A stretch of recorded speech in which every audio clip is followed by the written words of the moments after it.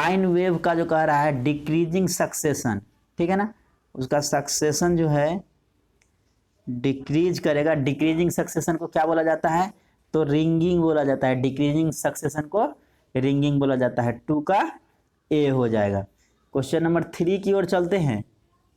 3 क्या कह रहा है, what compatibility between input and output signals can be tested using the best equipment।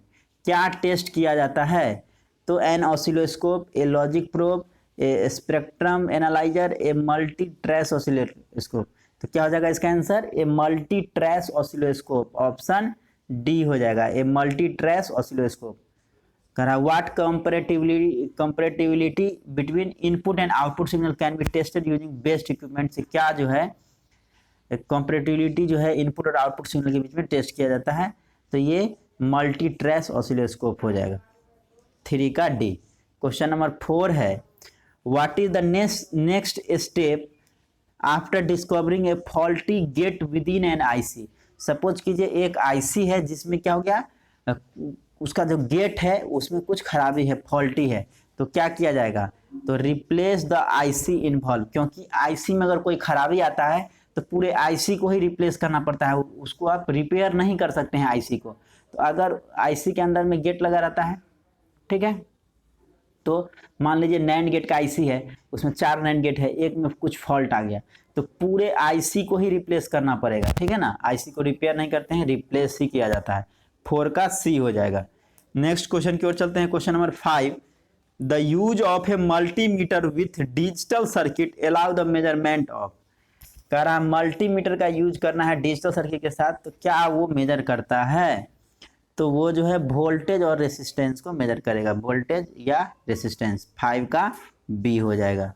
Next question है question number 6, in order to predict the usable service life of an electronic equipment what is basic requirement. कह रहा अगर आप जो है उसका service life जो है कोई भी इलेक्ट्रॉनिक्स इक्विपमेंट का प्रिडिक्ट करते हैं, संभावित करते हैं, तो क्या बेसिक रिक्वायरमेंट है ये आपको बताना है। The mean random failure rate, the mean wear out failure rate, ये दोनों आपको पता होना चाहिए, तब जो है आप उसके सर्विस लाइफ को प्रिडिक्ट कर सकते हैं। बोथ ए एंड बी हो जाएगा। ऑप्शन सी हो जाएगा 6 का। क्वेश्चन नंबर 7 की ओर चलते हैं। The failure of N equipment not associated with.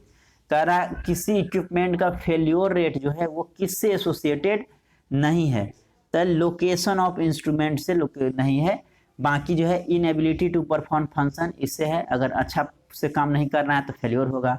Wrong circuit diagram, गलत सर्किट डायग्राम है उसके कारण भी इक्विपमेंट फेल्योर होगा। शॉर्ट सर्किट इन कंपोनेंट में अगर शॉर्ट सर्किट होता है उसके कारण भी होगा, लेकिन इक्विपमेंट के लोकेशन से कोई मतलब नहीं बनता है जो फेल्योर होने का, ठीक है ना। क्वेश्चन नंबर 8 है, reason of production deficiency is. इसको सही कर लेंगे, deficiency, reason of production deficiency is. Production deficiency का क्या कारण हो सकता है, lack of inward inspection of goods, not suitable storage method, सही से आप स्टोर नहीं कर रहे हैं, lack of inward inspection of goods, goods जो सामान है उसको सही से इंस्पेक्ट नहीं कर रहे हैं, देख रेख नहीं कर रहे हैं, poor motivation, lack of skill and sense, अच्छा स्किल नहीं है या सेंस अच्छा नहीं है, पुअर मोटिवेशन है, उसके कारण भी प्रोडक्शन डिफिशियंसी हो सकता है। तो ये सभी कारण है, ऑल ऑफ एबव हो जाएगा। ऑप्शन डी हो जाएगा 8 का। क्वेश्चन नंबर 9 है, fault finding aids means. Fault finding aids का मतलब क्या है, ठीक है ना, तो फॉल्ट फाइंडिंग एड्स का मतलब हो गया fault localisation and it's subsequent repair, ठीक है ना। फॉल्ट कहाँ पे है उसको पकड़ना, उसको लोकेलाइज करना और फिर उसका जो है फर्दर रिपेयर करना, यही फॉल्ट फाइंडिंग एड्स का मतलब हो गया। ऑप्शन 9 का ए हो जाएगा। क्वेश्चन नंबर 10 की ओर चलते हैं। Following is not measuring and testing instrument. कह रहा इसमें से कौन सा जो है मेजरिंग और टेस्टिंग इक्विपमेंट नहीं है, तो मल्टीमीटर मेजरिंग इंस्ट्रूमेंट है, ओम मीटर भी है, ऑसिलोस्कोप भी है। पावर सप्लाई कॉर्ड जो है ये मेजरिंग एंड टेस्टिंग इक्विपमेंट नहीं है। ऑप्शन डी हो जाएगा 10 का। क्वेश्चन नंबर 11 की ओर चलते हैं। कह रहा है what is name of technique in which the circuit is split into half and the output is check at the half way point. नाम से ही क्लियर है। तो कह रहा है कौन सा टेक्निक है, ठीक है ना, क्या नाम है उस टेक्निक का जिसमें कि जो है सर्किट को जो है स्प्लिट किया जाता है हाफ में, मतलब 2 हाफ में स्प्लिट किया जाता है और आउटपुट को चेक किया जाता है हाफवे पॉइंट पे, तो उसको हम लोग स्प्लिट हाफ मेथड बोलते हैं, स्प्लिट हाफ मेथड, ठीक है ना, स्प्लिट हाफ मेथड। ऑप्शन 11 का ए हो जाएगा। क्वेश्चन नंबर 12 है, विच पाथ हैव 2 और मोर इनपुट लाइंस फीड ए सर्किट ब्लॉक।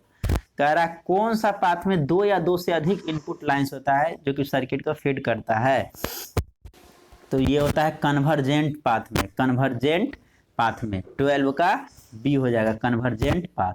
13 है, which is not helpful step for trouble shooting. कह रहा है ट्रबल शूटिंग के लिए, कोई भी प्रॉब्लम जो है इशू को पकड़ने के लिए कौन सा हेल्पफुल स्टेप नहीं है, ठीक है ना। चेक कंट्रोल सेटिंग, ये तो हो ही सकता है, कैलिब्रेशन भी हो सकता है, आइसोलेट द ट्रबल सर्किट, जो सर्किट में ट्रबल आ रहा है उसको अलग कर देंगे, equipment brand and purchase date, equipment का कौन सा ब्रांड का इक्विपमेंट है, कब परचेज किए हैं, इससे आपको ट्रबल शूटिंग नहीं होने वाला है, ठीक है ना। तो ऑप्शन डी हो जाएगा 13 का, ये हेल्पफुल स्टेट नहीं है, जो कौन सा ब्रांड का है या क्या परचेज डेट है, ये हेल्पफुल नहीं है। क्वेश्चन नंबर 14 है, in many instances the bad IC will feel warm और हॉट टू द टच, ठीक है। बहुत सारा केस में कह रहा है जब आप आईसी को टच करते हैं तो वो टच टेस्ट भी उसको बोला जाता है, ठीक है ना, तो वो वार्म गर्म दिखेगा, ठीक है। Find the faulty IC with a simple touch taste, touch taste की मदद से क्या होगा, अगर आईसी हीट लग रहा है तो उसको रिप्लेस कर दिया जाता है यूजिंग योर फिंगर, फिंगर की मदद से हम लोग टच करते हैं, टच टेस्ट जो है फिंगर की मदद से करते हैं। You should check with the pad of your finger instead of tip, because हम लोग जो है फिंगर का जो है टैप वाला पाइट से करते हैं, मेन जो टिप वाला होता है एकदम बाहरी वाला हिस्सा, बाहरी वाला जो हिस्सा होता है उससे ना करके हम लोग ये वाला जो पार्ट होता है, ये वाला पार्ट, तो इससे हम लोग करते हैं फिंगर के। तो कह रहा है तो टिप से क्यों नहीं करते हैं, ये कह रहा है क्वेश्चन, टिप से क्यों नहीं करते हैं, क्योंकि this part of finger is actually more sensitive to heat, ठीक है। You should check with the pad of your finger, हम लोग पैड से करते हैं टिप की जगह, क्योंकि जो पैड वाला हिस्सा होता है वो एक्चुअली ज़्यादा सेंसिटिव होता है हीट के लिए, ठीक है ना, that's why we use pad. Next question number 15 है, in which situation repair should not be attempted. कह रहा है कौन सा सिचुएशन में रिपेयर को नहीं किया जाता है, नहीं अटेम्प्ट किया जाता है, ठीक है, ये आपका क्वेश्चन है। पहला पॉइंट है serious damage due to water, fire और स्मोक, तो इस अगर इस तरह का केस है तो फिर जो है उसको नहीं किया जाता है, रिपेयर जो है अटेम्प्ट नहीं किया जाता है, ठीक है। नेक्स्ट पॉइंट है serious physical damage specially to the mechanical parts unless they are completely replaced, ठीक है ना, फिर हम लोग उसको नहीं करते हैं, अटेम्प्ट नहीं करते हैं। मशीन वेयर प्रीवियस फिक्स में have introduce other issue that have yet to be identify, और मशीन है जिसमें प्रीवियस कोई इशू था, ठीक है ना, और कुछ नया इशू जो है आ गया जिसको आइडेंटिफाई नहीं किया गया है, तो उस केस में भी जो है रिपेयर जो है नॉट किया जाता है। तो ये सभी कारण हो सकता है, सभी कारण, ऑल ऑफ दीज हो जाएगा, ऑप्शन डी। तो हम लोग इसमें टोटल 15 क्वेश्चन किए इलेक्ट्रॉनिक इक्विपमेंट मेंटेनेंस का यूनिट 1 से, देख सकते हैं डिफरेंट सारा क्वेश्चन।